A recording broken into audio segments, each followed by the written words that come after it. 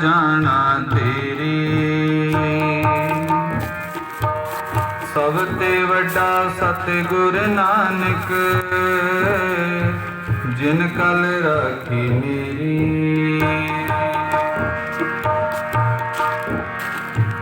मैं नाही किछ हाँ नाही किछ आहे ना मोरा। अवसर लज्जा राख ले हो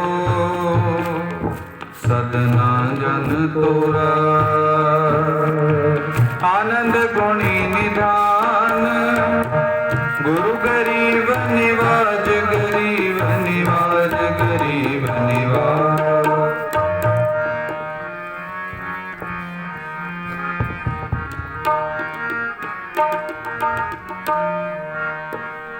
फूले मार्ग जिन्हीं बताया।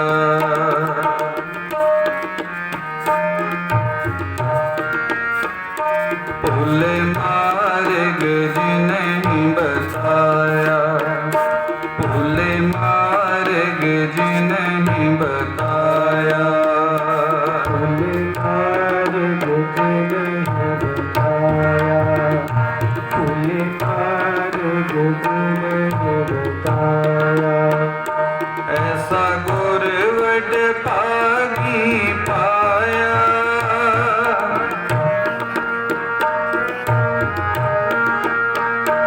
ऐसा गुर वड भागी पाया। फूले मार्ग जिन्हीं बताया।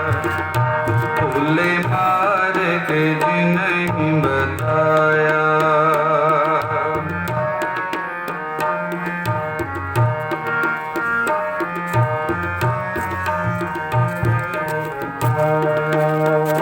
फूले मार्ग जिन्हीं बताया।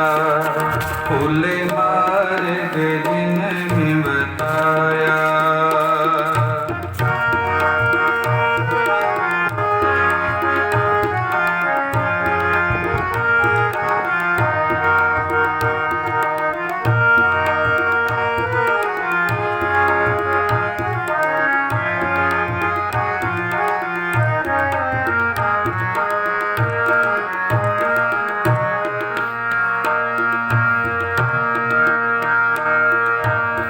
सिमर मना राम नाम चितारे।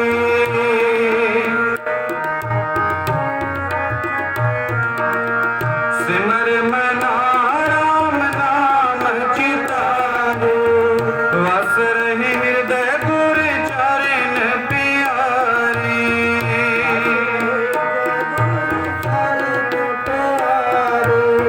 वस रहे हृदय गुर चरण प्यारे।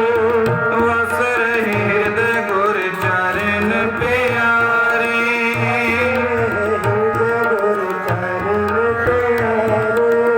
वस रहे हृदय गुर चरण प्यारे। फूले मार्ग जिन्हीं बताया। फूले मार्ग जिन्हीं बताया। फूले मार्ग जिन्हीं बताया। ऐसा गुर वड भागी पाया। ऐसा गुर वड भागी पाया। ऐसा गुर वड भागी पाया। फूले मार्ग जिन्हीं बताया। फूले मार्ग जिन्हीं बताया।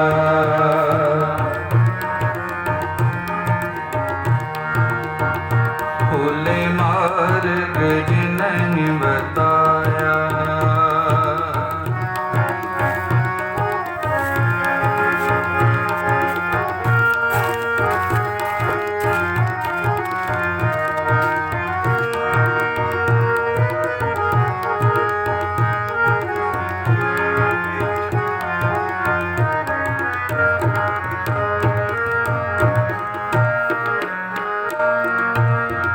काम क्रोध लोभ मोह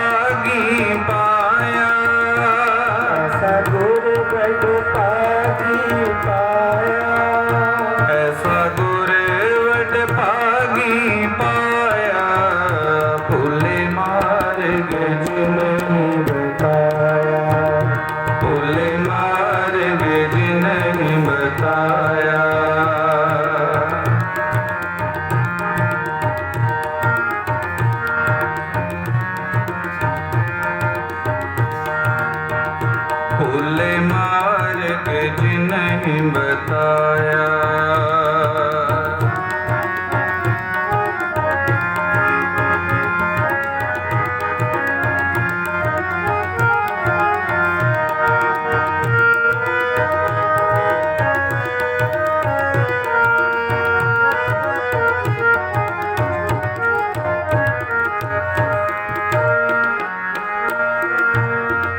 दुख सुख कारित जन्म गुण मुआ,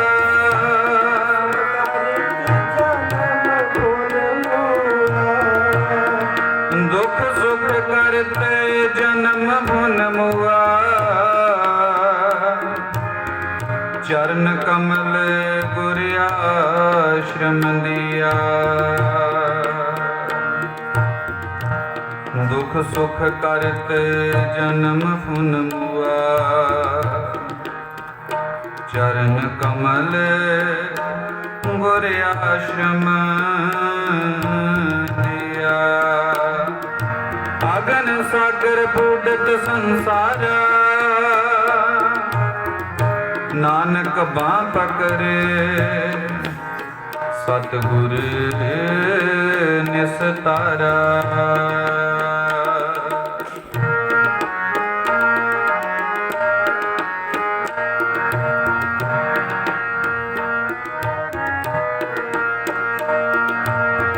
अगन सागर बूढ़त संसारा,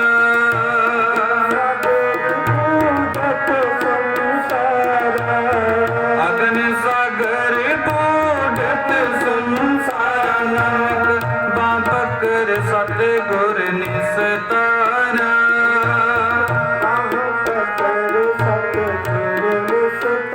नानक बाँ पकड़ सतगुर निस्तारा, भूले मार्ग जिन्हें बताया। भूले मार्ग जिन्हें बताया, भूले मार्ग जिन्हें बताया, भूले मार्ग जिन्हें बताया।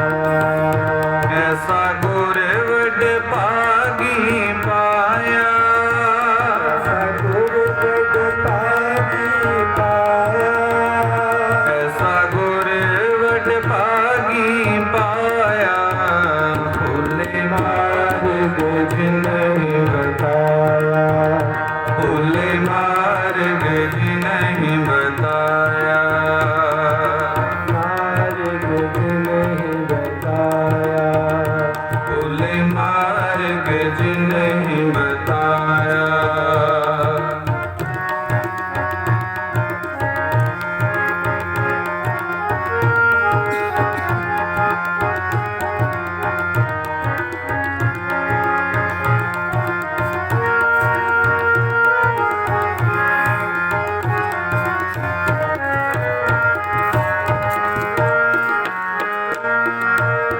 सिमर मना राम नाम चितारी,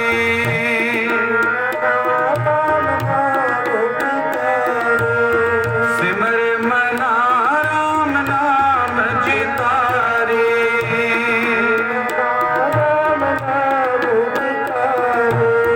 बस रही हृदय गुर चरण प्यारी।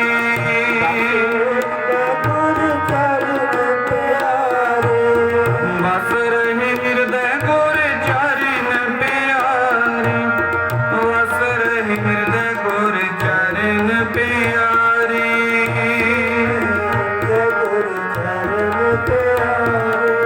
बस रही हृदय गुर चरण प्यारे, भूले मार्ग जिन्हें बताया, भूले मार्ग जिन्हें बताया, भूले मार्ग जिन्हें बताया। ऐसा गुर वड भागी पाया, ऐसा गुर वड भागी पाया, ऐसा गुर वड भागी पाया। भूले मार्ग जिन्हें बताया, भूले मार्ग जिन्हें बताया, भूले मार्ग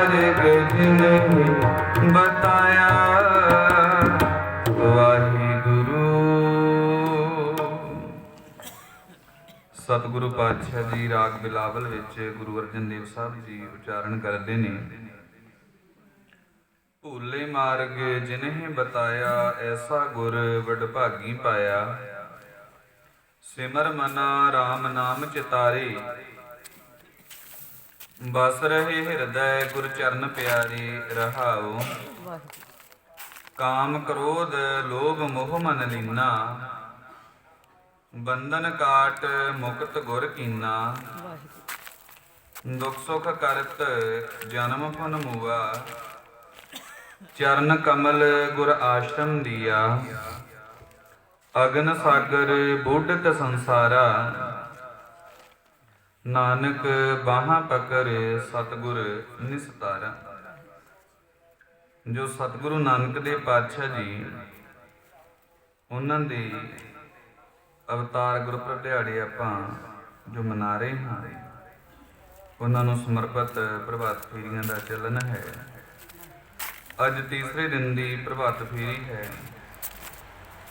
ਇਸ ਵਿੱਚ ਗੁਰਬਾਣੀ ਦੇ ਚਾਨਣੇ ਵਿੱਚ ਜੋ ਆਪਾਂ ਸਤਿਗੁਰੂ ਪਾਤਸ਼ਾਹ ਜੀ ਦੇ ਜੀਵਨ ਦੇ ਉੱਪਰ ਸੰਖੇਪ ਝਾਤ ਮਾਰੀਏ ਕਿ ਕਿਸ ਤਰ੍ਹਾਂ ਸਤਿਗੁਰੂ ਨਾਨਕ ਦੇਵ ਪਾਤਸ਼ਾਹ ਜੀ ਨੇ ਭੁੱਲੀ ਹੋਈ ਲੁਕਾਈ ਨੂੰ ਸਿੱਧੇ ਰਸਤੇ ਪਾਇਆ ਹੈ। ਭੁੱਲੇ ਮਾਰਗ ਜਿਨਹਿ ਬਤਾਇਆ, ਐਸਾ ਗੁਰ ਵਡਭਾਗੀ ਪਾਇਆ। ਵਡਭਾਗੇ ਹੁੰਦੇ ਨੇ ਉਹ ਪੁਰਸ਼ ਜਿਨ੍ਹਾਂ ਨੂੰ ਭਟਕਦਿਆਂ ਨੂੰ ਸਿੱਧੇ ਰਾਹੇ ਪਾਉਣ ਵਾਲਾ ਇੱਕ ਰੱਬੀ ਮੈਸੰਜਰ ਮਿਲ ਜੇ, ਪਰਮ ਪਿਤਾ ਪਰਮਾਤਮਾ ਜੀ ਦਾ ਰੂਪ ਗੁਰੂ ਮਿਲ ਜੇ। ਜਿਸ ਵਕਤ ਸਤਿਗੁਰੂ ਪਾਤਸ਼ਾਹ ਜੀ ਅਵਤਰਿਤ ਹੋਏ ਨੇ ਸੰਸਾਰ ਦੇ ਵਿੱਚ, ਉਸ ਵੇਲੇ ਜੋ ਲੁਕਾਈ ਪੁਜਾਰੀ ਦੇ ਭਰਮ ਜਾਲ ਦੇ ਵਿੱਚ ਫਸੀ ਹੋਈ ਸੀ, ਪੁਜਾਰੀ ਦੇ ਭਰਮ ਜਾਲ ਵਿੱਚ ਫਸੀ ਹੋਈ ਸੀ। ਪੁਜਾਰੀ ਨੇ ਇਸ ਤਰ੍ਹਾਂ ਵਰਨ ਵੰਡ ਕੀਤੀ ਕਿ ਮਨੁੱਖ ਨੂੰ ਮਨੁੱਖ ਦੇ ਵੈਰੀ ਬਣਾ ਦਿੱਤਾ।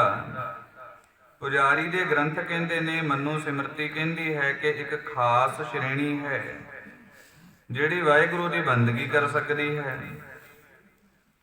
ਇੱਕ ਖਾਸ ਸ਼੍ਰੇਣੀ ਹੈ ਜਿਹੜੀ ਲੜਾਈ ਕਰੇਗੀ। ਇੱਕ ਅਜਿਹੇ ਬੰਦੇ ਨੇ ਜੋ ਵਣਜ ਵਪਾਰ ਕਰਨਗੇ, ਖੇਤੀਬਾੜੀ ਕਰਨਗੇ। ਇੱਕ ਐਸੀ ਸ਼੍ਰੇਣੀ ਹੈ ਜਿਹੜੀ ਉਹਨਾਂ ਸਾਰਿਆਂ ਦੀ ਸੇਵਾ ਕਰੇਗੀ। ਉੱਪਰਲੀਆਂ ਦੋ ਸ਼੍ਰੇਣੀਆਂ ਨੂੰ ਜੋ ਪੜ੍ਹਨ ਲਿਖਣ ਦਾ ਅਧਿਕਾਰ ਹੋਏਗਾ ਅਤੇ ਜੋ ਨੀਵੀਆਂ ਸ਼੍ਰੇਣੀਆਂ ਨੇ ਉਹ ਪੜ੍ਹ ਲਿਖ ਨਹੀਂ ਸਕਦੀਆਂ, ਉਹਨਾਂ ਨੂੰ ਕੇਵਲ ਤੇ ਕੇਵਲ ਲੁਕਾਈ ਦੀ ਸੇਵਾ ਕਰਨ ਦਾ ਹੀ, ਜੋ ਬਿਨਾਂ ਵੇਤਨ ਲਿਆ ਜੋ ਕੰਮ ਕਰਨ ਦਾ ਹੀ ਅਧਿਕਾਰ ਹੈ, ਹੋਰ ਕੋਈ ਅਧਿਕਾਰ ਨਹੀਂ ਹੈ। ਇਤਿਆਦਕ ਇਹ ਵਰਨ ਵੰਡ ਪਾਈ, ਨਾਮ ਦਿੱਤੇ ਗਏ ਬ੍ਰਾਹਮਣ, ਛਤਰੀ, ਸ਼ੂਦਰ, ਵੈਸ਼ ਤੇ ਸ਼ੂਦਰ। ਇਹ ਚਾਰ ਸ਼੍ਰੇਣੀਆਂ ਉਸ ਪੁਜਾਰੀ ਨੇ ਬਣਾ ਦਿੱਤੀਆਂ ਤੇ ਲੁਕਾਈ ਨੂੰ ਨਫ਼ਰਤ ਕਰਨ ਲੱਗੀ। ਬੰਦਿਆਂ ਦੇ ਮਨ ਵਿੱਚ ਬੰਦਿਆਂ ਪ੍ਰਤੀ ਅਜਿਹਾ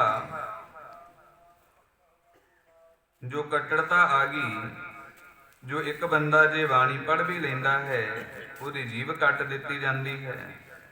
ਜੇ ਰੱਬ ਦਾ ਨਾਮ ਲੈ ਲੈਂਦਾ ਹੈ ਉਹਦੀ ਜੀਭ ਕੱਟੀ ਜਾਂਦੀ ਹੈ। ਜੇ ਸੁਣਦਾ ਹੈ ਸਿੱਕਾ ਕੰਨ ਵਿੱਚ ਢਾਲ ਕੇ ਪਾ ਦਿੱਤਾ ਜਾਂਦਾ ਹੈ। ਅਜਿਹਾ ਜੋ ਸਮਾਂ, ਜੋ ਲੋਕਾਂ ਦੇ ਵਿੱਚ ਈਰਖਾ ਹੈ, ਸਾੜਾ ਹੈ, ਦੂਜੇ ਪ੍ਰਾਣੀਆਂ ਨੂੰ, ਦੂਜੀਆਂ ਜਾਤੀਆਂ ਨੂੰ ਉਹ ਜਾਨਵਰਾਂ ਤੋਂ ਬਿਨਾਂ ਕੁਝ ਨਹੀਂ ਸਮਝਦੀ। ਇਹ ਤੋਂ ਵੱਧ ਕੇ ਕੋਈ ਅਧਿਕਾਰ ਨਹੀਂ ਹੈ। ਜਾਨਵਰਾਂ ਦੀ ਤੋਂ ਪੂਜਾ ਹੋਈ ਉਸ ਕਾਲ ਵਿੱਚ, ਅਜੋਕੇ ਸਮੇਂ ਵਿੱਚ ਵੀ ਹੋ ਰਹੀ ਹੈ। ਲੋਕ ਬਾਂਦਰਾਂ ਨੂੰ ਪੂਜਣ ਲੱਗੇ, ਖੋਤਿਆਂ ਨੂੰ ਪੂਜਣ ਲੱਗੇ, ਸੱਪਾਂ ਨੂੰ ਪੂਜਣ ਲੱਗੇ, ਠੂਹਿਆਂ ਨੂੰ ਪੂਜਣ ਲੱਗੇ। ਪਰ ਜੋ ਲੁਕਾਈ ਸੀ, ਮਨੁੱਖ ਸਨ, ਉਹਨਾਂ ਪ੍ਰਤੀ ਨਫ਼ਰਤ, ਉਹਨਾਂ ਨੂੰ ਜਾਨਵਰਾਂ ਤੋਂ ਵੱਧ ਕੁਝ ਨਾ ਸਮਝਿਆ ਜਾਂਦਾ ਤੇ ਅਣਮਨੁੱਖੀ ਤਸੀਹੇ ਉਹਨਾਂ ਨੂੰ ਦਿੱਤੇ ਜਾਂਦੇ। ਅਜਿਹਾ ਉਦੋਂ ਸਮਾਂ ਸੀ ਜਿਸ ਕਰਕੇ ਜੋ ਉਹ ਮਨੁੱਖ ਜੋ ਕਾਇਰਤਾ ਵਿੱਚ ਚਲੇ ਗਏ, ਕੁਝ ਕੁ ਸ਼੍ਰੇਣੀ ਸੀ ਜਿਨ੍ਹਾਂ ਨੂੰ ਲੜਨ ਦਾ ਅਧਿਕਾਰ ਪੁਜਾਰੀ ਨੇ ਦਿੱਤਾ। ਉਹ ਸ਼੍ਰੇਣੀ ਲੜਦੀ ਹੈ ਜੋ ਲੜਕੇ ਜੋ ਆਪਣੇ ਆਪ ਦਾ ਦਬਦਬਾ ਦੂਜਿਆਂ ਤੇ ਪਾਉਂਦੀ ਹੈ। ਪਹਿਲਾਂ ਤੋਂ ਆਪਸ ਵਿੱਚ ਲੜਾਈਆਂ ਸਨ, ਫਿਰ ਬਾਹਰਲੇ ਲੋਕ ਆ ਕੇ ਜਦੋਂ ਇੱਥੇ ਹਮਲਾਵਰ ਹੋਏ ਤਾਂ ਥੋੜੀ ਜਿੰਨੀ ਗਿਣਤੀ ਸੀ ਉਹਨਾਂ ਦੀ ਆਪਸ ਵਿੱਚ ਹੀ ਬੜੇ ਵੱਡੇ ਛਤਰੀ ਸੂਰਮੇ ਯੋਧੇ ਬਣੇ ਹੋਏ ਸਨ, ਪਰ ਉਹ ਦੂਜਿਆਂ ਦੇ ਅੱਗੇ ਟਿਕ ਨਾ ਸਕੇ। ਪਰ ਪੁਜਾਰੀ ਦਾ ਇੰਨਾ ਤੇਜ਼ ਦਿਮਾਗ ਸੀ, ਉਹਨੇ ਉਹਨਾਂ ਦੇ ਰਾਜਕਾਲ ਦੇ ਵਿੱਚ ਵੀ ਆਪਣਾ ਦਬਦਬਾ ਕਾਇਮ ਰੱਖਿਆ। ਤੇ ਇਸ ਤਰ੍ਹਾਂ ਜਦੋਂ ਬਾਬਾ ਜੀ ਜਗਤ ਵਿੱਚ ਆਏ ਨੇ, ਕਾਇਰਤਾ, ਈਰਖਾ, ਸਾੜਾ ਇਹ ਪ੍ਰਧਾਨ ਸੀ, ਜਾਤੀ ਪਾਤੀ ਛੂਤ ਛਾਤ ਇਹਦੀ ਪ੍ਰਧਾਨਤਾ ਸੀ। ਤੇ ਸਤਿਗੁਰੂ ਨਾਨਕ ਦੇਵ ਪਾਤਸ਼ਾਹ ਜੀ ਜਦੋਂ ਆਉਂਦੇ ਨੇ, ਕੁਝ ਵਡੇਰੀ ਆਰਵਲਾ ਹੁੰਦੀ ਹੈ, ਜੋ ਸਰੀਰਕ ਆਰਵਲਾ ਥੋੜੀ ਜਿਹੀ ਵੱਡੀ ਹੁੰਦੀ ਹੈ, ਸਮਝਣ ਜੋਗੇ ਹੁੰਦੇ ਨੇ। ਤੋ ਭਾਈ ਗੁਰਦਾਸ ਜੀ ਲਿਖਦੇ ਨੇ, ਕਹਿੰਦੇ ਸਤਿਗੁਰ ਨਾਨਕ ਪ੍ਰਗਟਿਆ, ਮਿਟੀ ਧੁੰਦ ਜਗ ਚਾਨਣ ਹੋਇਆ। ਫਿਰ ਉਹ ਦੇਂਦੇ ਨੇ ਕਿ ਇਸ ਜਗਤ ਵਿੱਚ ਧੁੰਦ ਬੜੀ ਪਸਰੀ ਹੋਈ ਹੈ, ਹਨੇਰਾ ਹੋਵੇ ਤਾਂ ਦੂਰ ਹੋ ਸਕਦਾ ਹੈ ਛੇਤੀ, ਜਿਹੜੀ ਧੁੰਦ ਪਸਰੀ ਹੈ, ਧੁੰਦ ਦਾ ਹਨੇਰ ਉਹ ਛੇਤੀ ਨਹੀਂ ਦੂਰ ਹੋਣ ਲੱਗਾ। ਉਹਦੇ ਲਈ ਜੋ ਸੂਰਜ ਦੀ ਜ਼ਰੂਰਤ ਹੈ। ਹੋਰ ਜੋ ਆਏ ਨੇ ਬੇਅੰਤਾਂ ਹੀ ਅਵਤਾਰ, ਰਿਸ਼ੀ ਮੁਨੀ ਪੀਰ ਪਕੰਬਰ ਔਲੀਏ ਸ਼ੇਖ, ਆਪਣੇ ਸਮੇਂ ਅਨੁਸਾਰ ਆਏ ਤੇ ਆਪਣੇ ਖਿੱਤੇ ਵਿੱਚ ਰਹੇ, ਦੀਵੇ ਦੀ ਤਰ੍ਹਾਂ ਜਗੇ ਅਤੇ ਉੱਥੋਂ ਦੀ ਥੋੜੀ ਜਿਹੀ ਧੁੰਦ ਉਹਨਾਂ ਨੇ ਦੂਰ ਕਰ ਦਿੱਤੀ। ਪਰ ਹੁਣ ਜਗਤ ਵਿੱਚ ਧੁੰਦ ਪਸਰ ਕੋਈ ਇਸ ਤਰ੍ਹਾਂ ਦੀ ਹੈ ਕਿ ਉਸ ਧੁੰਦ ਨੂੰ ਪਾਤਸ਼ਾਹ ਜੀ ਨੇ ਦੂਰ ਕਰਨਾ ਹੈ। ਤਾਂ ਉਸ ਸਾਰੇ ਜਗਤ ਦੀ ਧੁੰਦ ਨੂੰ ਦੂਰ ਕਰਨ ਦੇ ਲਈ ਸੂਰਜ ਦੀ ਤਰ੍ਹਾਂ ਚਮਕਣਾ ਪਏਗਾ। ਸੂਰਜ ਦੀ ਤਰ੍ਹਾਂ ਜੋ ਸਤਿਗੁਰੂ ਨਾਨਕ ਦੇਵ ਪਾਤਸ਼ਾਹ ਫਿਰ ਚਮਕੇ ਨੇ। ਸਤਿਗੁਰੂ ਪਾਤਸ਼ਾਹ ਜੀ ਨੇ ਕਮਰ ਕਸਾ ਕੀਤਾ, ਜੋ ਇਤਿਹਾਸ ਬੜਾ ਲੰਮਾ ਹੈ, ਅਤੇ ਉਸ ਧੁੰਦ ਨੂੰ ਜੋ ਦੂਰ ਕਰਨ ਦੇ ਲਈ ਯਤਨਸ਼ੀਲ ਹੋਏ ਨੇ ਪਾਤਸ਼ਾਹ। ਸ਼ੁਰੂਆਤ ਪਾਤਸ਼ਾਹ ਜੀ ਨੇ ਆਪਣੀ ਭੈਣ ਦੇ ਸਹੁਰੇ ਪਿੰਡ ਸੁਲਤਾਨਪੁਰ ਤੋਂ ਕੀਤੀ ਹੈ। ਸੁਲਤਾਨਪੁਰ ਦੇ ਵਿੱਚ ਸਤਿਗੁਰੂ ਪਾਤਸ਼ਾਹ ਗਏ, ਉੱਥੇ ਰਹਿੰਦੇ ਸਨ ਨਵਾਬ ਦੌਲਤ ਖਾਂ ਲੋਧੀ ਦੇ, ਜੋ ਮੋਦੀਖਾਨੇ ਵਿੱਚ ਪਾਤਸ਼ਾਹ ਨੌਕਰੀ ਕਰਦੇ ਸਨ। ਅਤੇ ਸਤਿਗੁਰੂ ਪਾਤਸ਼ਾਹ ਜੀ ਨੇ ਉੱਥੇ ਸਦਾ ਕੀਤੀ ਹੈ। ਇੱਕ ਦਿਨ ਜੋ ਪਾਤਸ਼ਾਹ ਜੀ ਨਾਰਾ ਬੁਲੰਦ ਕਰਕੇ ਆਖਦੇ ਨੇ, ਕਹਿੰਦੇ ਨਾ ਕੋਈ ਹਿੰਦੂ ਨਾ ਮੁਸਲਮਾਨ, ਨਾ ਹਮ ਹਿੰਦੂ ਨਾ ਮੁਸਲਮਾਨ। ਇਹ ਪਾਤਸ਼ਾਹ ਜੀ ਨੇ ਨਾਰਾ ਬੁਲੰਦ ਕੀਤਾ। ਇਦੋਂ ਪਹਿਲਾਂ ਜੋ ਪੁਜਾਰੀ ਦੇ ਭਰਮਜਾਲ ਨੂੰ ਤੋੜਨ ਹਿੱਤ ਪਾਤਸ਼ਾਹ ਜੀ ਜਨੇਊ ਦਾ ਵੀ ਪਰਿਤਿਆਗ ਕਰ ਚੁੱਕੇ ਨੇ, ਪਾਇਆ ਨਹੀਂ ਹੈ ਪਾਤਸ਼ਾਹ ਜੀ ਨੇ ਜਨੇਊ। ਤੋ ਸਤਿਗੁਰੂ ਪਾਤਸ਼ਾਹ ਜੀ ਨੇ ਇੱਥੇ ਹੁਣ ਇੱਕ ਨਵਾਂ ਹੀ ਨਾਰਾ ਬੁਲੰਦ ਕਰ ਦਿੱਤਾ, ਕਹਿੰਦੇ ਨਾ ਹਮ ਹਿੰਦੂ ਨਾ ਮੁਸਲਮਾਨ। ਪਾਤਸ਼ਾਹ ਜੀ ਦੀ ਸ਼ਿਕਾਇਤ ਹੋ ਗਈ।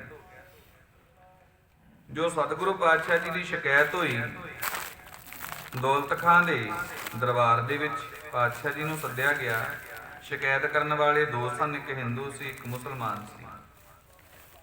ਦੋ ਜਣੇ ਸ਼ਿਕਾਇਤ ਕਰਤਾ ਨੇ, ਕਹਿੰਦੇ ਇਹ ਤਾਂ ਨਵੀਆਂ ਗੱਲਾਂ ਕਰਨ ਲੱਗ ਪਿਆ, ਇਹ ਬਾਲਾ ਸਿਆਣਾ ਜੰਮ ਪਿਆ, ਇਹ ਤੋਂ ਗੱਲਾਂ ਹੀ ਉਲਟੀਆਂ ਕਰਦਾ ਹੈ। ਪਹਿਲਾਂ ਜੰਝੂ ਨਹੀਂ ਪਾਇਆ, ਹੁਣ ਜੋ ਦੂਜੇ ਲੋਕਾਂ ਨੂੰ ਵੀ ਵਿਗਾੜਦਾ, ਕਹਿੰਦਾ ਨਾ ਹਮ ਹਿੰਦੂ ਨਾ ਮੁਸਲਮਾਨ। ਜੋ ਵਰਨ ਵੰਡ ਚੱਲੀ ਆ ਰਹੀ ਹੈ ਇੰਨੇ ਸਮੇਂ ਤੋਂ, ਉਹਦੇ ਉੱਪਰ ਇਹ ਚੋਟ ਮਾਰ ਰਿਹਾ ਹੈ ਇਹ ਨਾਨਕ। ਕਹਿੰਦੇ ਜਦੋਂ ਜੋ ਸ਼ਿਕਾਇਤ ਕੀਤੀ ਗਈ, ਪਾਤਸ਼ਾਹ ਜੀ ਨੂੰ ਬੁਲਾਇਆ ਗਿਆ। ਸਤਿਗੁਰੂ ਪਾਤਸ਼ਾਹ ਜੀ ਜਾਂਦੇ ਨੇ ਤੇ ਜਾ ਕੇ ਖੜੇ ਹੋ ਜਾਂਦੇ ਨੇ ਦਰਬਾਰ ਵਿੱਚ। ਤੇ ਦਰਬਾਰ ਦਾ ਅਸੂਲ ਹੈ ਕਿ ਜਿਹੜਾ ਵੀ ਕੋਈ ਆਉਂਦਾ ਹੈ ਉਸ ਦਰਬਾਰ ਦੇ ਵਿੱਚ ਤੋ ਨੀਵਾਂ ਹੋ ਕੇ ਝੁਕ ਕੇ ਸੱਤ ਸਲਾਮਾਂ ਕਰਦਾ ਹੈ। ਜਦੋਂ ਦੌਲਤ ਖਾਂ ਲੋਧੀ ਉੱਥੇ ਬੈਠਾ, ਪਾਤਸ਼ਾਹ ਜੀ ਨੇ ਜੋ ਸਤਿਗੁਰੂ ਪਾਤਸ਼ਾਹ ਜੀ ਨੇ ਕੋਈ ਸਲਾਮ ਨਾ ਕੀਤੀ, ਤੋ ਉਦੋਂ ਦਾ ਕਾਜੀ ਕਹਿੰਦਾ ਤੂੰ ਸਲਾਮ ਕਰ। ਦੌਲਤ ਖਾਂ ਦੇ ਲੋਧੀ ਖਾਨੇ ਵਿੱਚੋਂ ਵਿੱਚ ਆਇਆ ਹੈ, ਤੂੰ ਸਲਾਮ ਕਰ, ਤੋ ਅਹੁਦੇਦਾਰ ਹੈ, ਵੱਡਾ ਹੈ। ਤੋ ਸਤਿਗੁਰੂ ਪਾਤਸ਼ਾਹ ਜੀ ਨੇ ਉਸ ਸਮੇਂ ਸ਼ਬਦ ਕਹੇ ਨੇ, ਕਹਿੰਦੇ ਸਾਚੇ ਸਾਹਿਬ ਕੋ ਸਲਾਮ ਕੀਆ ਹੈ ਔਰ ਕਿਸੇ ਕੋ ਸਲਾਮ ਨਹੀਂ ਕਰਤੇ।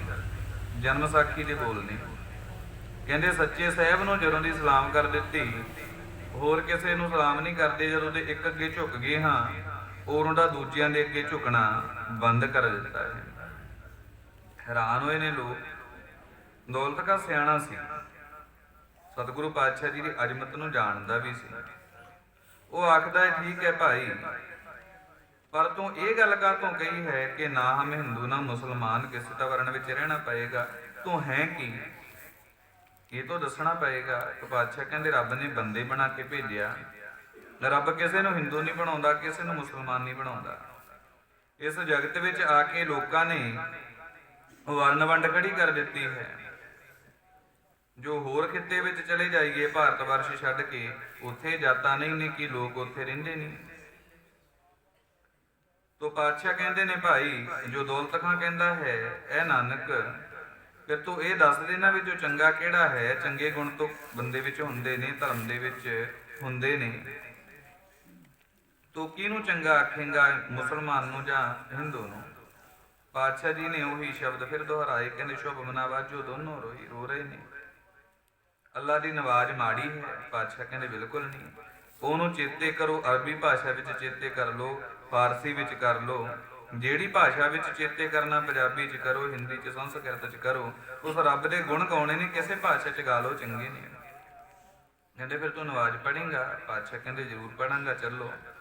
ਕਾਜੀ ਤਿਆਰ ਹੋ ਗਏ, ਚੱਲ ਪਏ ਨੇ, ਮਸਜਿਦ ਵਿੱਚ ਲੈ ਜਾਂਦੇ ਨੇ ਪਾਤਸ਼ਾਹ ਨੂੰ, ਤੇ ਲਿਜਾ ਕੇ ਨਵਾਜ਼ ਪੜ੍ਹਨ ਲੱਗ ਜਾਂਦੇ ਨੇ। ਪਾਤਸ਼ਾਹ ਜੀ ਵੇਖ ਕੇ ਹੱਸੀ ਜਾ ਰਹੇ ਨੇ। ਨਵਾਜ਼ ਦੀ ਸਮਾਪਤੀ ਤੇ ਪੁੱਛਦੇ ਨੇ, ਕਹਿੰਦੇ ਨਾਨਕ ਤੂੰ ਤਾਂ ਹੱਸੀ ਗਿਆ, ਨਵਾਜ਼ ਨਹੀਂ ਪੜ੍ਹੀ? ਤੋ ਗੁਰੂ ਪਾਤਸ਼ਾਹ ਕਹਿੰਦੇ ਮੈਂ ਪੜ੍ਹਦਾ ਕਿਹਦੇ ਨਾਲ? ਕਾਜੀ ਕਹਿੰਦਾ ਮੇਰੇ ਨਾਲ ਪੜ੍ਹਦਾ। ਪਾਤਸ਼ਾਹ ਕਹਿੰਦੇ ਤੂੰ ਤਾਂ ਕਾਬਲ 'ਚ ਘੋੜੇ ਖਰੀਦ ਰਿਹਾ ਸੀ।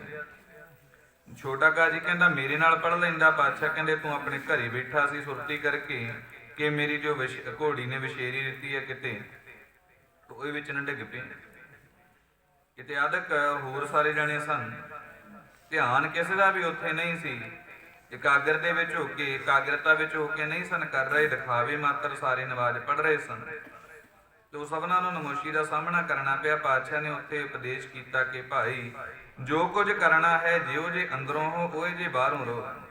ਜੇ ਬਾਹਰੋਂ ਪ੍ਰਭੂ ਦੀ ਬੰਦਗੀ ਕਰਨ ਦੇ ਵਿੱਚ ਲੀਨ ਹੋ, ਲੋਕਾਂ ਨੂੰ ਦਿਖਾ ਰਹੇ ਹੋ, ਤਾਂ ਅੰਦਰੋਂ ਵੀ ਉਹਦੇ ਨਾਲ ਜੁੜੇ ਹੋਵੋ, ਤਾਂ ਉਹਦੀ ਦਰਗਾਹ ਵਿੱਚ ਜੋ ਸ਼ੋਭਨੀਕ ਹੋਈਦਾ ਹੈ, ਉਹਦੀ ਦਰਗਾਹ ਵਿੱਚ ਹਾਜ਼ਰੀ ਤਾਂ ਲੱਗਦੀ ਹੈ। ਪਾਤਸ਼ਾਹ ਕਹਿੰਦੇ ਜੇ ਅੰਦਰੋਂ ਅੰਨਾ ਬਾਹਰੋਂ ਅੰਨਾ, ਕੂੜੀ ਕੂੜੀ ਗਾਵੇ, ਦੇਹੀ ਧੋਵੇ ਚੱਕਰ ਬਣਾਵੇ, ਮਾਇਆ ਨੂੰ ਬਿਰਤਾਵੇ।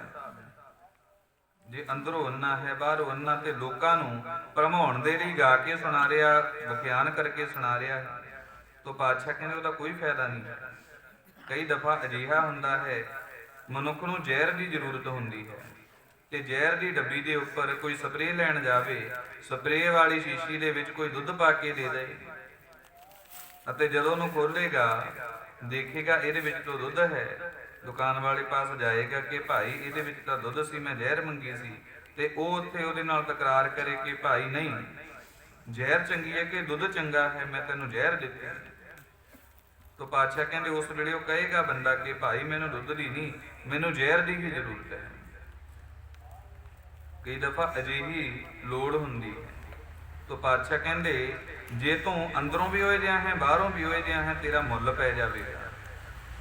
ਜੇ ਅੰਦਰੋਂ ਕੁਝ ਹੋਰ ਹੈ, ਬਾਹਰੋਂ ਕੁਝ ਹੋਰ ਹੈ, ਤਾਂ ਪਾਤਸ਼ਾਹ ਕਹਿੰਦੇ ਨੇ ਜਿਨ ਮਨ ਹੋਰ ਮੁਖ ਹੋਰ ਸੇ ਕਾਂਡੇ ਕੱਚੀਆਂ। ਕਹਿੰਦੇ ਭਾਈ ਜਿਹੜੇ ਅੰਦਰੋਂ ਕੁਝ ਹੋਰ ਨੇ, ਬਾਹਰੋਂ ਕੁਝ ਹੋਰ ਨੇ, ਉਹ ਕੱਚਿਆਂ ਵਿੱਚ ਗਿਣੇ ਜਾਂਦੇ ਨੇ, ਤੇ ਕੱਚੇ ਨਾ ਤੋਂ ਆਪ ਪਾਰ ਹੁੰਦੇ ਨੇ, ਨਾ ਦੂਜਿਆਂ ਨੂੰ ਪਾਰ ਲਾ ਸਕਦੇ ਨੇ। ਇਸੇ ਕਰਕੇ ਪਾਤਸ਼ਾਹ ਕਹਿੰਦੇ ਨੇ, ਕਹਿੰਦੇ ਨਾਨਕ ਕੱਚੜਿਆਂ ਸਿਓ ਤੋੜ ਢੂੰਡ ਸੱਜਣ ਸੰਤ ਪੱਕਿਆਂ ਹੋਏ, ਜੀਵਨ ਦੇ ਵਿਛੜੇ ਕੋਈ ਮੋਇਆ ਨਾ ਜਾਈ ਛੋੜ। ਸਤਿਗੁਰੂ ਪਾਤਸ਼ਾਹ ਜੀ ਨੇ ਉਸ ਸਮੇਂ ਨਿਰਭੈ ਹੋਣ ਦਾ ਜੋ ਗੁਣ ਆਪਣੀ ਉਮਤ ਨੂੰ ਬਖਸ਼ਿਆ ਹੈ, ਤੇ ਜਿਹਨੇ ਕਮਾਇਆ ਹੈ ਉਹਨਾਂ ਨੂੰ ਨਮਸਕਾਰਾਂ ਹੁੰਦੀਆਂ ਨੇ। ਜਦੋਂ ਛੋਟੇ ਸਾਹਿਬਜ਼ਾਦਿਆਂ ਨੂੰ ਵਜ਼ੀਰ ਖਾਨ ਦੀ ਜੋ ਕਚਹਿਰੀ ਵਿੱਚ ਪੇਸ਼ ਕੀਤਾ ਜਾਂਦਾ, ਉਹਨਾਂ ਨੂੰ ਵੀ ਕਹਿੰਦੇ ਨੇ ਸਲਾਮ ਕਰੋ, ਸਲਾਮ ਕਰੋ, ਤੁਸੀਂ ਵਜ਼ੀਰ ਬੈਠਾ ਹੈ। ਦੋ ਛੋਟੇ ਸਾਹਿਬਜ਼ਾਦਿਆਂ ਦੀ ਵੀ ਸੇਮ ਉਹੀ ਬੋਲ ਨੇ ਜਿਹੜੇ ਪਾਤਸ਼ਾਹ ਗੁਰੂ ਨਾਨਕ ਦੇਵ ਜੀ ਦੇ ਸਨ। ਕਹਿੰਦੇ ਸਾਚੇ ਸਾਹਿਬ ਕੋ ਸਲਾਮ ਕੀਆ ਹੈ ਔਰ ਕਿਸੇ ਕੋ ਸਲਾਮ ਨਹੀਂ ਕਰਤੇ। ਸੇਮ ਤੋਂ ਸੇਮ ਉਹੀ ਬੋਲ ਨੇ ਜਿਹੜੇ ਬਾਬਾ ਨਾਨਕ ਜੀ ਨਵਾਬ ਦੌਲਤ ਖਾਨ ਦੇ ਉਸ ਮੋਦੀਖਾਨੇ ਵਿੱਚ ਕਹਿ ਰਹੇ ਨੇ, ਅਤੇ ਸੇਮ ਉਹੀ ਬੋਲ ਸੂਬੇ ਦੀ ਕਚਹਿਰੀ ਵਿੱਚ ਛੋਟੇ ਸਾਹਿਬਜ਼ਾਦਿਆਂ ਨੇ ਆਖੇ ਨੇ ਕਿ ਔਰ ਕਿਸੇ ਕੋ ਸਲਾਮ ਨਹੀਂ ਕਰਤੇ, ਸਾਚੇ ਸਾਹਿਬ ਕੋ ਸਲਾਮ ਕੀਆ ਹੈ। ਉੱਥੇ ਵੀ ਉਹਨਾਂ ਦੇ ਦੋ ਵੈਰੀ ਸਨ, ਸ਼ਿਕਾਇਤ ਕਰਤਾ ਬਾਬੇ ਨਾਨਕ ਜੀ ਦੇ। ਤੇ ਇੱਥੇ ਵੀ ਜੋ ਦੋ ਵੈਰੀ ਨੇ, ਵਜ਼ੀਰ ਖਾਂ ਹੈ ਤੇ ਸੁੱਚਾ ਨੰਦ ਹੈ, ਦੋਨੋਂ ਵੈਰੀ ਨੇ। ਅੰਜਾਮ ਭਾਵੇਂ ਜਿਹੜਾ ਕੁਝ ਮਰਜ਼ੀ ਹੁੰਦਾ ਹੈ, ਅੰਜਾਮ ਤੋਂ ਨਹੀਂ ਡਰੇ ਕਿ ਅੰਜਾਮ ਕੀ ਹੋਏਗਾ, ਪਰ ਉਸ ਗੁਰੂ ਦੀ ਸਿੱਖਿਆ ਨਾਲ ਜੁੜੇ ਰਹੇ। ਸਰੀਰ ਕਰਕੇ ਭਾਵੇਂ ਉਹਨਾਂ ਨੂੰ ਜਾਣਾ ਪਿਆ ਸੰਸਾਰ ਤੋਂ, ਪਰ ਆਦਿ ਕਾਲ ਤੋਂ ਲੈ ਕੇ, ਉਸ ਕਾਲ ਤੋਂ ਲੈ ਕੇ ਜਿਸ ਵੇਲੇ ਤੋਂ ਉਹਨਾਂ ਦੀ ਸ਼ਹਾਦਤ ਹੋਈ ਹੈ, ਰਹਿੰਦੀ ਦੁਨੀਆ ਤੱਕ ਲੋਕ ਉਹਨਾਂ ਦੀਆਂ ਸ਼ਹੀਦ ਗਾਹਾਂ ਤੇ ਨਤਮਸਤਕ ਹੁੰਦੇ ਆ ਰਹੇ ਨੇ ਤੇ ਆਉਂਦੇ ਰਹਿਣਗੇ। ਤੋ ਸਤਿਗੁਰੂ ਪਾਤਸ਼ਾਹ ਕਹਿੰਦੇ ਨੇ, ਭਾਈ ਜੋ ਸਤਿਗੁਰੂ ਪਾਤਸ਼ਾਹ ਜੀ ਨੇ ਨਿਰਭੈਤਾ ਦਿੱਤੀ ਹੈ, ਨਿਰਭੈਤਾ ਦਾ ਗੁਣ, ਪ੍ਰੇਮ ਦਾ ਗੁਣ ਸਤਿਗੁਰੂ ਪਾਤਸ਼ਾਹ ਜੀ ਨੇ ਦਿੱਤਾ ਹੈ, ਜਿਹੜੇ ਲੋਕ ਭੁੱਲ ਚੁੱਕੇ ਸਨ। ਭੁੱਲੇ ਮਾਰਗ ਜਿਨ੍ਹਾਂ ਬਤਾਇਆ, ਐਸਾ ਗੁਰ ਵਡਭਾਗੀ ਪਾਇਆ। ਲੋਕ ਬੰਦੇ ਨੂੰ ਬੰਦਾ ਨਹੀਂ ਸਨ ਜਾਣਦੇ, ਜੋ ਬੰਦੇ ਨੂੰ ਬੰਦਾ ਨਹੀਂ ਸੀ ਜਾਣਦੇ, ਉਹ ਜੋ ਬੰਦੇ ਦੇ ਨਾਲ ਜਾਨਵਰਾਂ ਤੋਂ ਵੀ ਬਦਤਰ ਸਲੂਕ ਕਰਦੇ ਸਨ, ਜਿਸ ਕਰਕੇ ਜੋ ਲੋਕਾਈ ਦਾ ਨੁਕਸਾਨ ਬੜਾ ਹੋ ਰਿਹਾ ਸੀ। ਤੋਂ ਪਾਤਸ਼ਾਹ ਜੀ ਨੇ ਭਰਮ ਭੁੱਲੇ ਹੋਏ ਲੋਕਾਂ ਨੂੰ ਸਿੱਧੇ ਰਸਤੇ ਪਾਉਣਾ ਕੀਤਾ। ਕਿੰਨੇ ਕੁ ਨਿਰਭੈ ਹੋ ਗਏ ਸਨ ਸਤਿਗੁਰੂ ਪਾਤਸ਼ਾਹ ਜੀ ਦੇ ਸਿੱਖ। ਜੇ ਇਸ ਗੱਲ ਨੂੰ ਵੇਖਣਾ ਹੈ ਤਾਂ ਇਤਿਹਾਸ ਦੇ ਵਿੱਚ ਵੱਡਾ ਘੱਲੂਘਾਰਾ ਆਪਾਂ ਨੂੰ ਪੜ੍ਹਨਾ ਪਏਗਾ। ਵੱਡੇ ਘੱਲੂਘਾਰੇ ਵਿੱਚ ਅਬਦਾਲੀ ਜੋ ਹਮਲਾਵਰ ਹੁੰਦਾ ਹੈ, ਜਦੋਂ ਜੋ ਚੁਗਲ ਦੱਸ ਦਿੰਦੇ ਨੇ ਕਿ ਸਿੱਖ ਇੱਧਰ ਨੂੰ ਜਾ ਰਹੇ ਨੇ, ਜੰਡਿਆਲਾ ਗੁਰੂ ਪਹਿਲਾਂ ਉੱਥੇ ਸੀ ਵੀ ਜੰਡਿਆਲਾ ਗੁਰੂ ਲੜਾਈ ਕਰਾਂਗੇ ਅਬਦਾਲੀ ਦੇ ਨਾਲ, ਉਹਦਾ ਟਾਕਰਾ ਕਰਾਂਗੇ। ਫਿਰ ਗੁਰੂ ਕੇ ਸਿੱਖ ਕਹਿੰਦੇ ਨੇ, ਭਾਈ ਇੱਥੇ ਠੀਕ ਨਹੀਂ ਹੈ, ਸਾਡੇ ਨਾਲ ਬੱਚੇ ਨੇ, ਬੁੱਢੇ ਨੇ, ਔਰਤਾਂ ਨੇ, ਇਹਨਾਂ ਨੂੰ ਸਹੀ ਜਗ੍ਹਾ ਤੇ ਪਹੁੰਚਾ ਦਈਏ, ਫਿਰ ਇਹਨਾਂ ਦੇ ਨਾਲ ਮੁਕਾਬਲਾ ਕਰ ਲਾਂਗੇ। ਤੋ ਕਹਿੰਦੇ ਫਿਰ ਫੈਸਲਾ ਹੋਇਆ ਕਿ ਬਿਆਸ ਤੋਂ ਅਰਾਰ ਚੱਲੀਏ, ਬਿਆਸ ਪਾਰ ਜਾ ਕਰਕੇ ਜੋ ਲੜਾਈ ਕਰਾਂਗੇ, ਇੱਥੇ ਲੜਨਾ ਜੰਗ ਠੀਕ ਨਹੀਂ ਹੈ। ਤੋ ਚੱਲ ਪਏ ਨੇ ਗੁਰੂ ਕੇ ਸਿੱਖ। ਹੁਣ ਇੱਧਰ ਅਬਦਾਲੀ ਨੂੰ ਪਤਾ ਲੱਗਾ ਕਿ ਉਹ ਚੱਲ ਪਏ ਨੇ। ਤੋ ਸੂਈਆਂ ਨੂੰ ਪੁੱਛਦਾ ਪੁੱਛਦਾ ਕਿੰਨੀ ਕੁ ਸੈਨਾ ਹੈ, ਕਿਵੇਂ ਹੈ, ਸਾਰਾ ਕੁਝ ਕਰਦੇ ਕਰਦੇ ਜੋ ਆ ਰਿਹਾ ਹੈ ਪਿੱਛੇ, ਤੇ ਸਾਰੇ ਬੜੇ ਲੋਕਾਂ ਨੂੰ ਹੈਦਰੀ ਝੰਡੇ ਦੇ ਹੇਠ ਜਹਾਦ ਦੇ ਨਾਂ ਤੇ ਇਕੱਠੇ ਕਰਦਾ ਆ ਰਿਹਾ, ਨਵੀਂ ਫੌਜ ਦੀ ਭਰਤੀ ਕਰਦਾ ਆ ਰਿਹਾ ਹੈ। ਇਸ ਤਰ੍ਹਾਂ ਜਦੋਂ ਆਇਆ, ਘਮਸਾਨ ਦਾ ਯੁੱਧ ਹੋਇਆ, ਇੱਧਰ ਮੋਮਾ ਗੇਲਾਂ ਵੱਲੀ ਕੁਤਬਾ ਬਾਹਮਣੀਆਂ ਦੇ ਵਿੱਚ ਵੀ ਯੁੱਧ ਹੁੰਦਾ ਹੈ। ਇਤਿਹਾਸ ਬੜਾ ਲੰਬੀਰਾ ਹੈ। ਤੋ ਇੱਥੇ ਸਿੱਖਾਂ ਦਾ ਵੱਡੇ ਪੱਧਰ ਤੇ ਨੁਕਸਾਨ ਹੁੰਦਾ ਹੈ। ਇਤਿਹਾਸ ਵਿੱਚ 22,000 ਤੋਂ ਲੈ ਕੇ 40,000 ਤੱਕ ਗਿਣਤੀ ਦੱਸਦੇ ਨੇ। ਕਈ ਤਰ੍ਹਾਂ ਦੇ ਇਤਿਹਾਸ ਨੇ, ਉਹਨਾਂ ਦੇ ਵਿੱਚ ਕੋਈ 22,000 ਕਹਿੰਦਾ, ਕੋਈ 25 ਕਹਿੰਦਾ, ਕੋਈ 30 ਕਹਿੰਦਾ, ਕੋਈ 40 ਕਹਿੰਦਾ। 22 ਤੋਂ 40,000 ਦੇ ਵਿੱਚ ਜੋ ਗਿਣਤੀ ਦੱਸਦੇ ਨੇ, ਜਿਹਦੇ ਵਿੱਚ ਵੱਡਾ ਨੁਕਸਾਨ ਹੁੰਦਾ ਹੈ ਸਿੱਖਾਂ ਦਾ। ਜਿਹਦੇ ਵਿੱਚ ਬੀਬੀਆਂ, ਬਜ਼ੁਰਗ, ਬੱਚੇ ਵੀ ਮਾਰੇ ਜਾਂਦੇ ਨੇ, ਵੱਡੇ ਸਿੱਖ ਵੀ ਸ਼ਹੀਦ ਹੁੰਦੇ ਨੇ, ਜਿਹੜੇ ਜੰਗਜੂ ਯੋਧੇ ਸੀ। ਇੱਥੇ ਹੁਣ ਜਦੋਂ ਸਿੱਖਾਂ ਦਾ ਇਹਨਾਂ ਨੁਕਸਾਨ ਹੋਇਆ, ਭਾਰੀ ਤਾਦਾਦ ਦੇ ਵਿੱਚ ਅਬਦਾਲੀ ਦੀ ਸੈਨਾ ਦਾ ਵੀ ਨੁਕਸਾਨ ਹੁੰਦਾ ਹੈ। ਹੁਣ ਬਾਬਾ ਆਲਾ ਸਿੰਘ ਨੂੰ ਮਿਲਦਾ ਹੈ ਕਿਸੇ ਤਰੀਕੇ ਦੇ ਨਾਲ। ਬਾਬਾ ਆਲਾ ਸਿੰਘ ਅਬਦਾਲੀ ਨਾਲ ਮੇਲ ਜੋਲ ਕਰਦਾ ਹੈ। ਤੋ ਅਬਦਾਲੀ ਹੁਣ ਲੜਨਾ ਨਹੀਂ ਚਾਹੁੰਦਾ, ਕਿਉਂਕਿ ਜਿਹੜੇ ਵੱਡੇ ਵੱਡੇ ਉਹਦੇ ਜਰਨੈਲ ਸਨ, ਮਰੱਟਿਆਂ ਨੂੰ 60-60 ਮੀਲ ਜਾ ਕੇ ਉਹ ਮਾਰਦੇ ਸਨ। ਭਜਾ ਭਜਾ ਕੇ, ਦੌੜਾ ਦੌੜਾ ਕੇ 60-60 ਮੀਲ ਜਾ ਕੇ ਮਾਰ ਦਿੰਦੇ ਸਨ। 60-60 ਕੋਹ ਜਾ ਕੇ, 3 ਕੋਹ ਤੱਕ ਸਾਹਮਣਾ ਨਹੀਂ ਕਰ ਸਕੇ ਗੁਰੂ ਕੇ ਸਿੱਖਾਂ ਦਾ। ਹੁਣ ਮਨ ਵਿੱਚ ਆਇਆ ਕਿ ਇਹਨਾਂ ਨੂੰ ਖਤਮ ਤੋਂ ਨਹੀਂ ਕਰ ਸਕਦੇ, ਬੜਾ ਜ਼ੋਰ ਲਾ ਲਿਆ, ਇਹਨਾਂ ਨੂੰ ਅਧੀਨ ਕਰ ਲਈਏ ਤਾਂ ਚੰਗਾ ਰਹੇਗਾ। ਬਾਬਾ ਆਲਾ ਸਿੰਘ ਦਾ ਇੱਕ ਵਕੀਲ ਸੀ, ਜਿਹਦਾ ਨਾਮ ਨਾਨੂ ਸਿੰਘ ਗਰੇਵਾਲ ਲਿਖਿਆ ਹੈ ਇਤਿਹਾਸ ਵਿੱਚ। ਉਸ ਨਾਨੂ ਸਿੰਘ ਗਰੇਵਾਲ ਦੇ ਰਾਹੀਂ ਅਬਦਾਲੀ ਜੋ ਇੱਕ ਸੰਦੇਸ਼ਾ ਭੇਜਦਾ ਹੈ ਗੁਰੂ ਕੇ ਸਿੱਖਾਂ ਨੂੰ ਕਿ ਤੁਸੀਂ ਮੇਤੋਂ ਰਾਜ ਲੈ ਲਓ। ਇਸ ਤਰ੍ਹਾਂ ਭੱਜੇ ਫਿਰਦੇ ਹੋ ਜੰਗਲਾਂ ਵਿੱਚ, ਤੁਸੀਂ ਰਾਜ ਲੈ ਲਓ, ਰਾਜ ਕਰਿਓ। ਤੇ ਇਵਜ ਦੇ ਵਿੱਚ ਇਸ ਧਰਤੀ ਤੇ ਜਿਹੜੀ ਫਸਲ ਹੁੰਦੀ ਹੈ, ਕਪਾਹ ਹੈ, ਜਵਾਰ ਹੈ, ਬਾਜਰਾ ਹੈ, ਮੱਕੀ ਹੈ, ਝੋਨਾ ਕਣਕ ਉਦੋਂ ਘੱਟ ਸਨ। ਕਹਿੰਦੇ ਜੋ ਇਹ ਫਸਲਾਂ ਹੁੰਦੀਆਂ ਨੇ, ਕਪਾਹ, ਬਾਜਰਾ, ਜਵਾਰ, ਛੋਲੇ ਇਤਿਆਦਿਕ, ਇਹ ਚੀਜ਼ਾਂ ਦੇ ਵਿੱਚੋਂ ਜੋ ਸਾਨੂੰ ਕੁਝ ਨਾ ਕੁਝ ਤੁਸੀਂ ਦੇ ਦਿਆ ਕਰੋ। ਜੇ ਤੁਸੀਂ ਮੈਨੂੰ ਬਾਦਸ਼ਾਹ ਮੰਨੋ, ਤੁਸੀਂ ਰਾਜੇ ਬਣ ਕੇ ਰਾਜ ਕਰੋ। ਤਾਂ ਉਸ ਸਮੇਂ 5 ਸਿੱਖ ਇਕੱਠੇ ਹੋਏ ਨੇ, ਬਾਬਾ ਜੱਸਾ ਸਿੰਘ ਆਹਲੂਵਾਲੀਆ ਵਰਗੇ, ਹਰੀ ਸਿੰਘ ਵਰਗੇ। ਇਹ 5 ਸਿੰਘਾਂ ਨੇ ਜੋ ਉਸ ਨਾਨੂ ਸਿੰਘ ਗਰੇਵਾਲ ਦੀ ਗੱਲ ਸੁਣੀ। ਉਹਨੇ ਨਕਸ਼ਾ ਰੱਖਿਆ ਹੈ, ਨਕਸ਼ਾ ਰੱਖ ਕੇ ਕਹਿੰਦਾ ਇਹਦੀ ਨਵਾਬੀ ਵੀ ਲੈ ਲਓ, ਇਹਦੀ ਨਵਾਬੀ ਵੀ ਲੈ ਲਓ, ਆ ਪਰਗਣੇ ਦੀ ਨਵਾਬੀ ਵੀ ਲੈ ਲਓ। ਕਿਰਪਾਨ ਦੀ ਨੌਕਰੀ ਨਾਲ ਦੱਸੀ ਜਾ ਰਿਹਾ ਹੈ। ਕਹਿੰਦਾ ਇਹਨਾਂ ਦੇ ਤੁਸੀਂ ਰਾਜ ਕਰੋ, ਤੇ ਇਵਜ਼ ਦੇ ਵਿੱਚ ਜੋ ਫਸਲ ਆਉਂਦੀ ਹੈ, ਜਦੋਂ ਫਸਲ ਦਾ 5ਵਾਂ 6ਵਾਂ ਹਿੱਸਾ ਨਜਰਾਨੇ ਦੇ ਰੂਪ ਵਿੱਚ ਉਹਨੂੰ ਭੇਜ ਦਿਆ ਕਰਿਓ। ਤੇ ਉਸ ਸਮੇਂ ਆਹਲੂਵਾਲੀਆ ਸਾਹਿਬ ਜੀ ਨੇ ਜੋ ਕੁਝ ਬਚਨ ਆਖੇ ਨੇ, ਉਹ ਕਹਿੰਦੇ ਭਾਈ ਜੋ ਰਾਜ ਖੈਰਾਤ ਵਿੱਚ ਨਹੀਂ ਲਿਆ ਜਾਂਦਾ, ਮੰਗ ਕੇ ਰਾਜ ਨਹੀਂ ਲਏ ਜਾਂਦੇ, ਤੇ ਭਿਖਾਰੀ ਰਾਜ ਕਰ ਨਹੀਂ ਸਕਦੇ। ਜੇ ਅਸੀਂ ਮੰਗ ਕੇ ਉਹ ਤੋਂ ਰਾਜ ਲੈ ਲਈਏ ਕਿ ਤੈਨੂੰ ਈਨ ਮੰਨਦੇ ਹਾਂ, ਤੇਰੀ ਦੇ ਦਿੰਦੇ ਹਾਂ, ਜੋ ਇਹਦੇ ਵਿੱਚੋਂ ਤੁਹਾਨੂੰ ਟੈਕਸ ਦੇ ਰੂਪ ਵਿੱਚ ਕੁਝ ਅੰਨ ਵਗੈਰਾ, ਤਾਂ ਅਸੀਂ ਤਾਂ ਉਹਦੇ ਅਧੀਨ ਹੋ ਜਾਾਂਗੇ, ਰਾਜੇ ਕਾਹਦੇ ਰਹਿ ਜਾਣਗੇ। ਮੰਗ ਕੇ ਰਾਜ ਨਹੀਂ ਹੁੰਦੇ ਤੇ ਭਿਖਾਰੀ ਰਾਜ ਨਹੀਂ ਕਰ ਸਕਦੇ। ਇਹ ਗੱਲ ਉਸ ਅਬਦਾਲੀ ਨੂੰ ਜਾ ਕੇ ਕਹਿ ਦੇਣੀ। ਦੂਜਾ ਬਚਨ ਜੋ ਕੀਤਾ, ਉਹ ਜੋ ਕਿਰਪਾਨ ਦੀ ਨੋਕ ਨਾਲ ਥੱਲੇ ਨਕਸ਼ਾ ਰੱਖਿਆ ਸੀ, ਦੱਸ ਰਿਹਾ ਸੀ ਆਹ ਵੀ ਰਾਜ ਲੈ ਲਿਓ, ਆਹ ਵੀ ਲੈ ਲਿਓ। ਤੋ ਜੱਸਾ ਸਿੰਘ ਜੀ ਨੇ ਉਹਨੂੰ ਪਾਸੇ ਕੀਤਾ, ਕਿਰਪਾਨ ਦੇ ਨਾਲ ਘੇਰਾ ਵਲ ਦਿੱਤਾ ਉਸ ਨਕਸ਼ੇ ਦੇ ਦੁਆਰੇ। ਕਹਿੰਦੇ ਅਬਦਾਲੀ ਕੌਣ ਹੁੰਦਾ ਹੈ ਸਾਨੂੰ ਰਾਜ ਦੇਣ ਵਾਲਾ? ਹਮਕੋ ਪਾਤਸ਼ਾਹੀ ਨਾਨਕ ਦੇਈ। ਸਾਨੂੰ ਤੋਂ ਨਾਨਕ ਨੇ ਪਾਤਸ਼ਾਹ ਬਣਾਇਆ ਹੈ, ਗੁਰੂ ਨਾਨਕ ਨੇ। ਹਮ ਰਾਖਤ ਪਾਤਸ਼ਾਹੀ ਦਾਵਾ, ਅਸੀਂ ਤੋਂ ਪਾਤਸ਼ਾਹੀ ਦਾ ਦਾਅਵੇਦਾਰ ਹਾਂ। ਅਸੀਂ ਛੋਟੇ ਮੋਟੇ ਰਾਜ ਨਹੀਂ ਲੈਣੇ। ਹਾਂ, ਉਹ ਸਾਨੂੰ ਈਨ ਬਣਾ ਕੇ ਸਾਤੋਂ ਨਜਰਾਨੇ ਲੈਣਾ ਚਾਹੁੰਦਾ ਹੈ। ਉਹਨੂੰ ਸਾਡੀ ਇੱਕ ਗੱਲ ਜਾ ਕੇ ਤੁਸੀਂ ਜ਼ਰੂਰ ਦੱਸ ਦਿਓ, ਜਿਹੜੀ ਗੱਲ ਉਹਨਾਂ ਨੇ ਉਸ ਸਮੇਂ ਨਾਨੂ ਸਿੰਘ ਗਰੇਵਾਲ ਨੂੰ ਆਖੀ ਹੈ। ਜੋ ਢਾਡੀ ਸੋਹਣ ਸਿੰਘ ਜੀ ਸ਼ੀਤਲ ਹੈ, ਉਹਨਾਂ ਨੇ ਉਹਨੂੰ ਕਾਵ ਰੂਪ ਦੇ ਵਿੱਚ ਬੜਾ ਸੁੰਦਰ ਬਿਆਨਿਆ ਹੈ। ਕਹਿੰਦੇ ਉਦੋਂ ਗੁਰੂ ਕੇ ਸਿੱਖਾਂ ਨੇ ਨਾਨੂ ਸਿੰਘ ਗਰੇਵਾਲ ਨੂੰ ਆਖਿਆ ਹੈ, ਕਹਿੰਦੇ ਸਾਡੇ ਵੱਲੋਂ ਸ਼ਾਹ ਨੂੰ ਕਹਿ ਦੇਣਾ ਜਾ ਕੇ, ਮਿਲਾਂਗੇ ਉਸ ਨੂੰ ਰਣ ਵਿੱਚ ਹੱਥ ਤੇਗ ਉਠਾ ਕੇ। ਕਹਿੰਦੇ ਸਾਡੇ ਵੱਲੋਂ ਜਾ ਕੇ ਉਹਨੂੰ ਕਹਿ ਦੇਂ,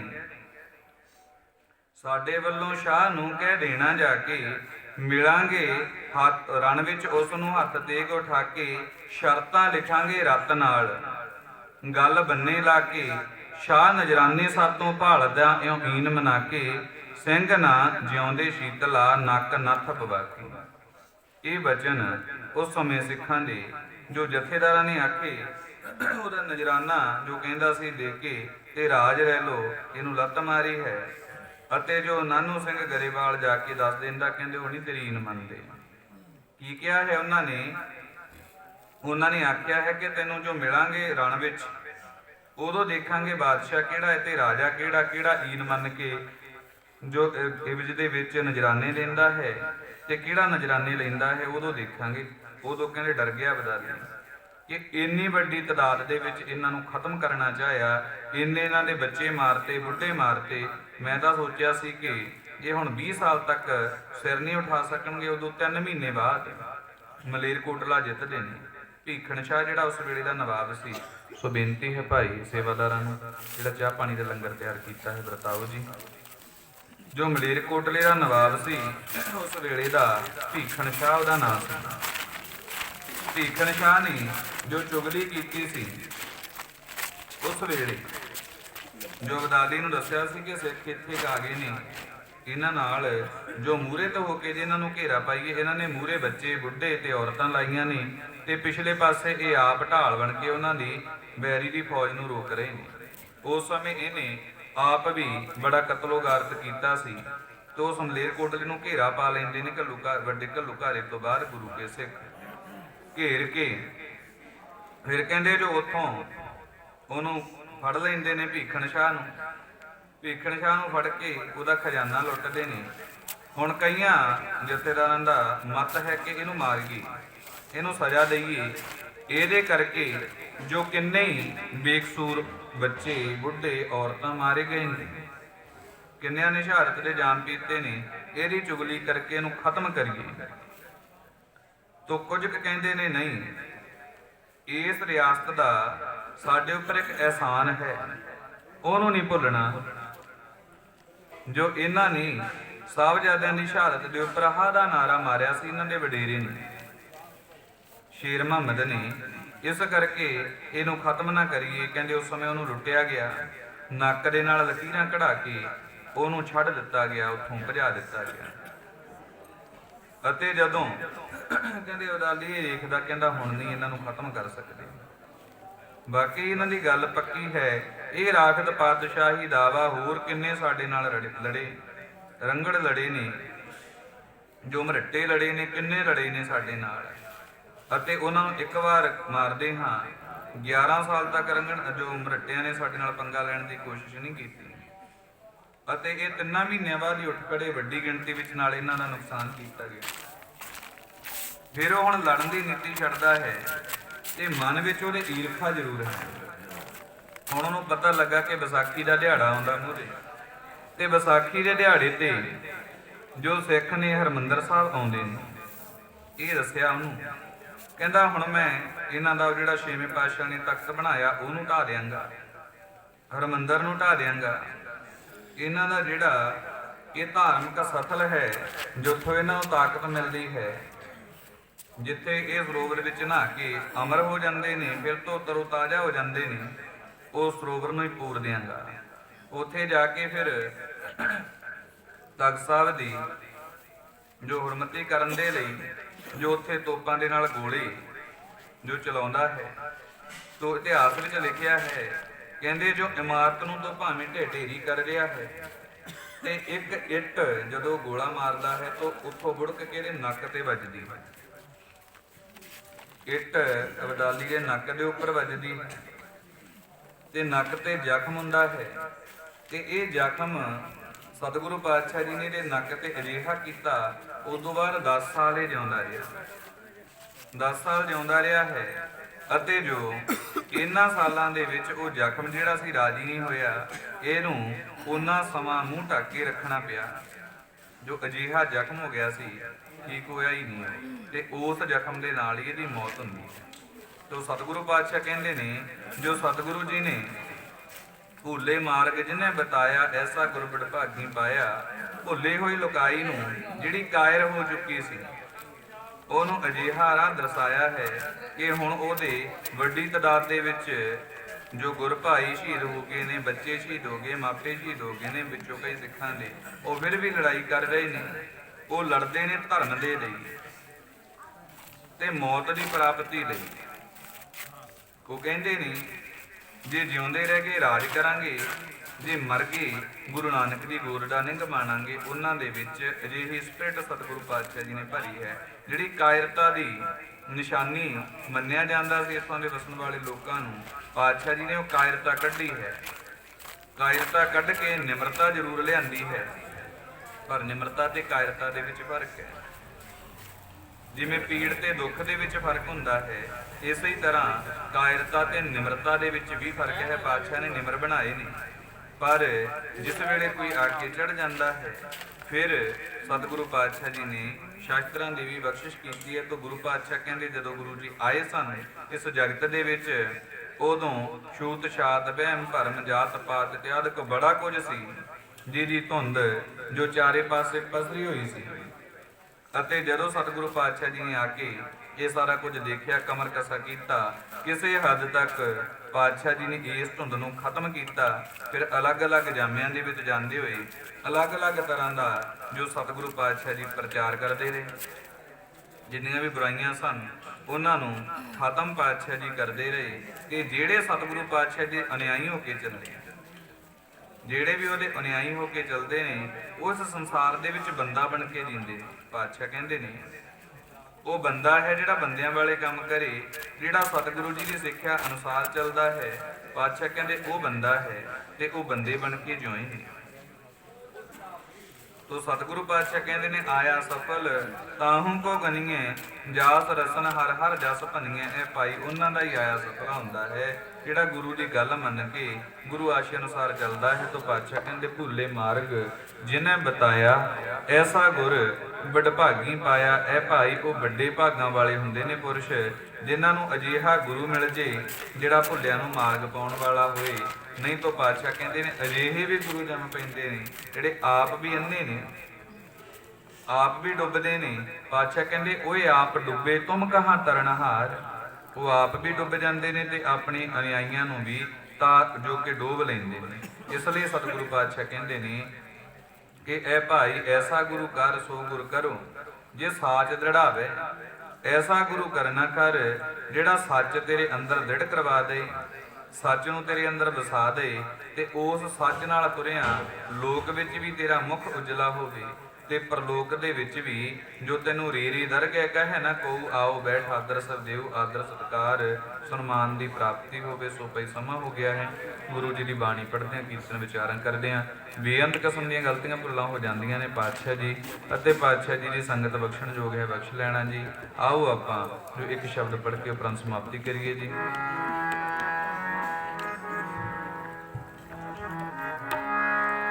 ਗੁਰ ਜੈਸਾ ਨਾਹੀ ਕੋ ਦੇਵ, ਜਿਸ ਮਸਤਕ ਭਾਗ ਸੋ ਲਾਗਾ ਸੇਵ। ਗੁਰ ਜੈਸਾ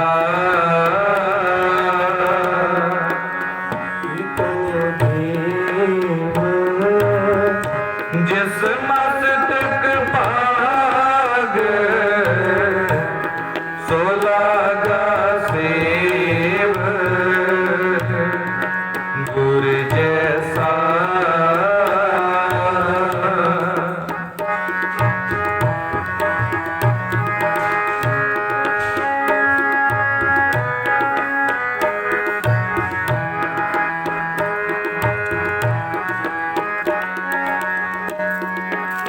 ਸਤਿਗੁਰ ਮੇਰਾ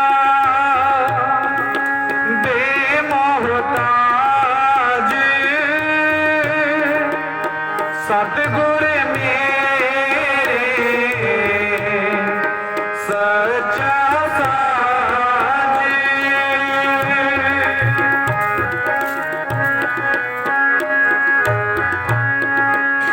ਸਤਿਗੁਰ ਮੇਰਾ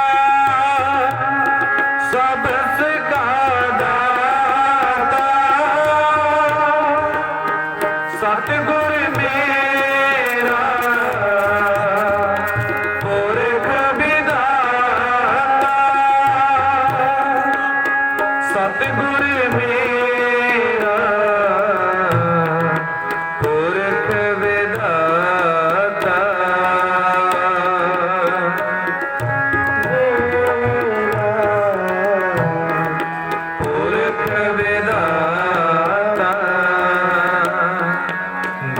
जैसा नहीं को देव, जिस मस्तक भाग सो लागा सेव। जिस मस्तक भाग सो लागा सेव। गुर जैसा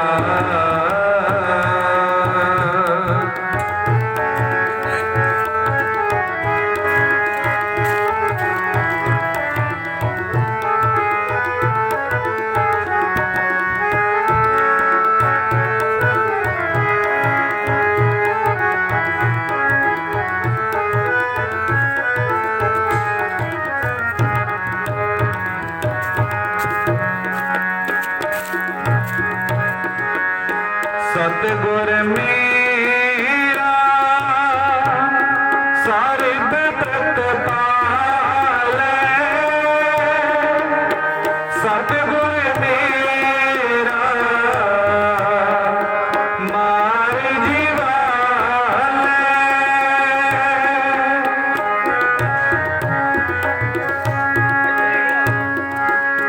सतगुर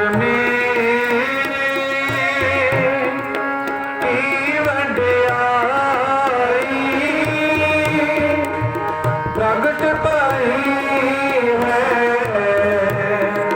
सबनी थाई, प्रगट पाई है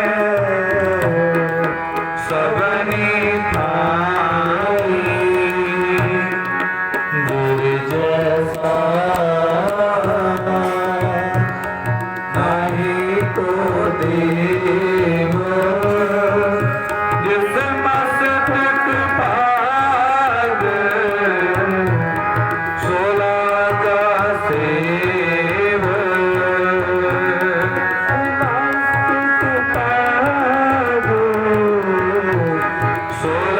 गा सेव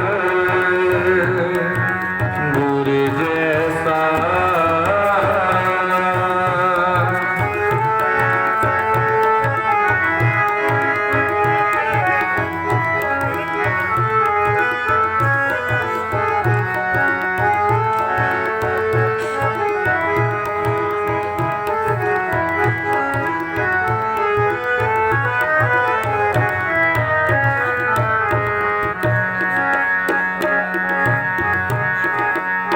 सतगुर मेरा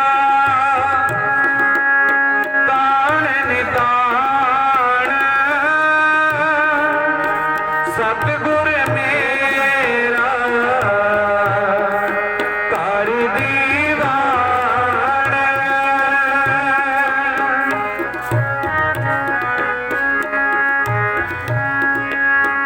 सतगुर के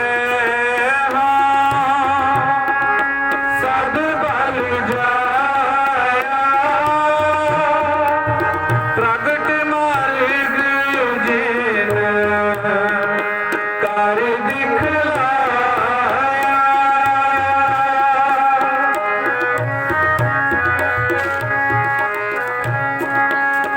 सतगुर के सब बल जाया, प्रगट मार्ग जिन कर दिखलाया। प्रगट मार्ग जिन कर दिखलाया। गुर जैसा नाही को देव, जिस मस्तक पाग सो रागा सेव। गुर जैसा नाही को देव, जिस मस्तक पाग सो रागा सेव। गुर जैसा।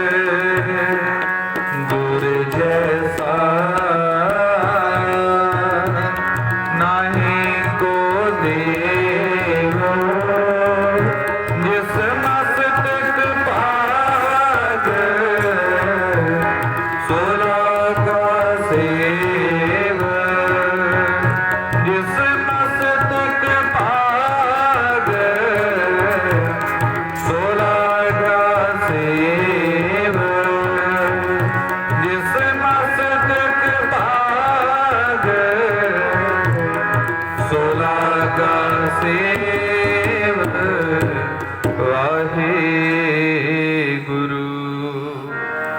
ਵਾਹਿਗੁਰੂ ਜੀ ਕਾ ਖਾਲਸਾ, ਵਾਹਿਗੁਰੂ ਜੀ ਕੀ ਫਤਿਹ। ਪੜਾਅ ਵਾਲੇ ਵੀਰਾਂ ਦਾ ਧੰਨਵਾਦ ਜੀ। ਸਤਿਨਾਮ